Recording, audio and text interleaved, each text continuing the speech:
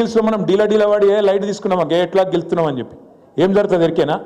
తెల్లారి నుంచి రైతు బంధు ఏం లేకపోయినా నడుస్తూనే ఉంది. నిన్నటిదాకా కింద పడి మీద పడి ఏదో 2000 పెన్షన్ ఇస్తుండు కదా, అది కూడా కోసి పారేస్తాడు. అవి కూడా రావు. అందుకే నేను అంటున్నా, ఈ ప్రభుత్వానికి సురుకు పెట్టాలంటే, కర్రు కాల్చి వాత పెట్టాలంటే అది బీజేపీ వంతో కాదు. బీజేపీ వాడు కాంగ్రెస్ వాడు ఒకటే, దొందే. ఇద్దరు మంచిగా అండర్స్టాండింగ్లో పనిచేస్తాను. 20 నెలల రేవంత్ రెడ్డి పాలన, 20 నెలల రేవంత్ రెడ్డి కుంభకోణాలు బయటికి రాకుండా కాపాడుతున్నది ఎవడంటే బీజేపీ వాడే. ఇవాళ మీరు ఆలోచన చేయండి. నా మీద కేసు అవుతుంది, కేసీఆర్ సార్ మీద కేసు అవుతుంది, మన పార్టీలు ఉండే అందరు నాయకులు గట్టిగా ఎవడైతే మాట్లాడుతారో అందరి మీద కేసులు పెడతారు. అదే ఒక్క కాంగ్రెస్ మీద కేసు ఎందుకు పెట్టరు? ఆలోచన చేయాలి కదా మరి మనం కూడా.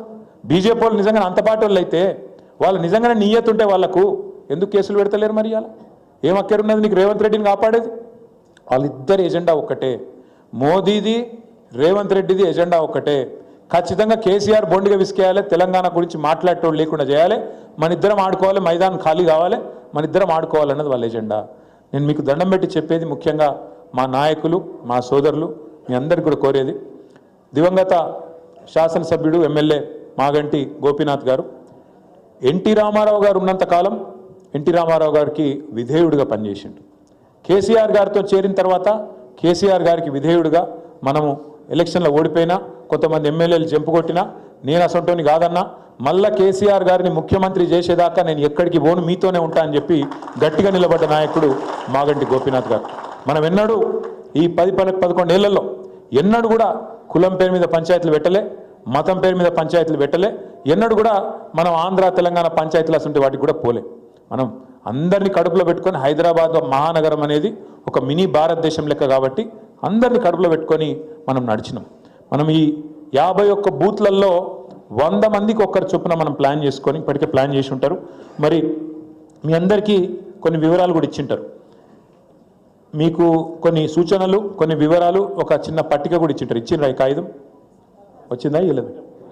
పోయేటప్పుడు ఇస్తారు మీకు, దయచేసి తీసుకోండి. ఇలా ఏం అడుగుతున్నామంటే, దయచేసి మీరు చేయవలసిన పని ఏంటంటే, ప్రతి 100 ఓటర్లకు మీ మొత్తం యూసుఫ్గూడ డివిజన్లో 66,000 ఓట్ల 66,000 ఓట్లు ఉన్నాయి. 66,000 ఓట్లు అంటే మనం వర్క్ డివైడ్ చేసుకోవాలి. ప్రతి 25 ఇండ్లకు ఒకరు ఇన్ఛార్జ్ బాధ్యత తీసుకోవాలి. తీసుకొని ఆ 25 ఇండ్లలో మనం డామ్ డూమ్ అనే పెద్ద పెద్ద మీటింగ్లు పెట్టి దుంకే అవసరం లేదు.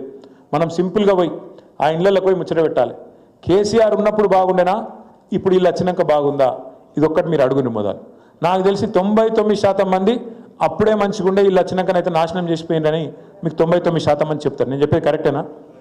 చెప్తారు. మరి అట్లా చెప్పినాక వాళ్ళను ఖచ్చితంగా మీరు రేపటి రోజున మాకు ఆశీర్వాదం ఇవ్వాలి. మొన్నటిదాకా గోపన్న బాగా పనిచేసిండు, కానీ ఇట్లా అనుకోకుండా ఇట్లా జరిగింది. కాబట్టి మీ అందరి ఆశీర్వాదం కేసీఆర్ గారికి, మన పార్టీకి ఉండాలి అని చెప్పి మీరు దయచేసి అందరు కూడా ఒక్కొక్క ఇంటికి పోయి కూర్చోవాలి. అట్లాగే వివరాలు తీసుకోవాలి. ఈ మధ్యన ఒక లంగతనం చేస్తాను వీళ్ళు, ఎలక్షన్ కమిషన్ వాళ్ళు కూడా కరెక్ట్గా లేరు. వాళ్ళు ఏం చేస్తుండ్రు, వాళ్ళకి ఇష్టం లేని వాళ్ళు ఓట్లు తీసేస్తాను.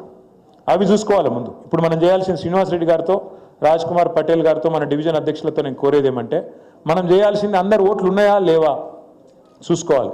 నిన్న బీహార్లో మీరు చూసిరు, మొన్నటిదాకా ఉన్న ఉప ముఖ్యమంత్రి ఆయన ఓటు వీక్ పారేసిరట. తేజస్వి యాదవ్ అని చెప్పి లాలూ ప్రసాద్ యాదవ్ సాబ్ కొడుకు, ఆయన ఓటు ఎత్తేసిరట. ఇక మరి వాళ్ళే కొట్టేసినాక మనవి కూడా లేకుండా చేస్తారు. ఎవరైతే వాళ్ళ ఖిలాఫ్ ఉన్నారో, అవసరమైతే వాళ్ళు కుమ్మక్కై, కాంగ్రెస్ వాడు బీజేపీ వాడు కుమ్మక్కై మన ఓట్లు తీసే ప్రయత్నం కూడా చేస్తారు.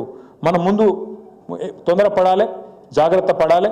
తప్పకుండా మన ఓట్లు ఉన్నాయా లేవా ఆ ఇండ్లకు పోయి కూడా చెక్ చేసుకోవాలి. పోలింగ్ బూతులు కూడా ఎక్కడున్నాయో చూసుకోవాలి.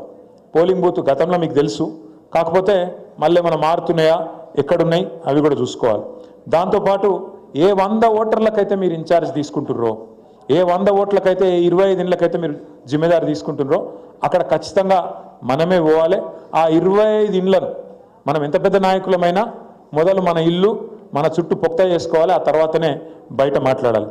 అట్లాగే 10 ఏళ్లలో యూసుఫ్గూడ డివిజన్ ఆనాడు మన ప్రభుత్వంలో చేసిన అభివృద్ధి ఏంది? నేను శ్రీనివాసరెడ్డి గారిని కోరుతా ఉన్నా, ఏడు ఆ అభివృద్ధి ఏంది అనేది, ఎన్ని కోట్ల పనులు చేసినాం, ఏమేం పనులు చేసినాం, ఏ బస్తీలో ఏం పని చేసినాం, ఎంతమంది లబ్ధిదారులకు సంక్షేమ పథకాలు అందినాయి, ఇవన్నీ కూడా మీకు మొత్తం కొట్టి డీటెయిల్ ఇన్ఫర్మేషన్ మీకు ఇస్తాం. అది మీరు ఇంటింటికి పోయేటట్టు చేయాలని చెప్పి కూడా నేను కోరుతా ఉన్నా. ఇట్లా కాదు రాసి మంచిగా పేపర్ మీద రాసి అర్థమయ్యేటట్టు నువ్వు అట్లా అవి చూపెడితే ఏం అర్థమవుతాయి. దాంతోపాటు మనం ఏమేం చేసినాం అంటే ప్రోగ్రామ్ నీళ్ళు ఎట్లా ఇచ్చినాం, కరెంట్ ఎట్లా బాగా చేసినాం, గరీబోళ్ళకు పట్టాలు ఎన్ని ఇచ్చినాం, పెన్షన్లు ఎట్లా పెంచినాం, షాదీ ముబారక్ ఎంతమందికి వచ్చింది, కళ్యాణ లక్ష్మి ఎంతమందికి వచ్చింది, మనం ఇచ్చిన బతుకమ్మ చీరలు ఎంతమందికి అందినాయి,